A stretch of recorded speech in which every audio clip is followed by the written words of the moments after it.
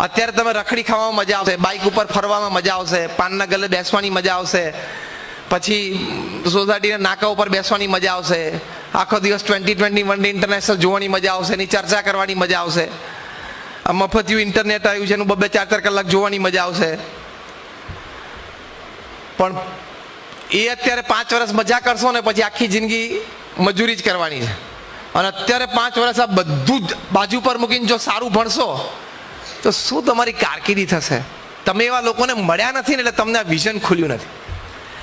ત્યાં પૂનામાં અમારા એક મિત્ર છે, એ અમે 2008ની સાલમાં એક કાર્યક્રમમાં એટલે ભેગા થયા, પછી પરિચય થયો, સાહજિક વાર્તાલાપમાં એકબીજાના વિચારો સારા મળ્યા એટલે અમે સારા મિત્ર થયા.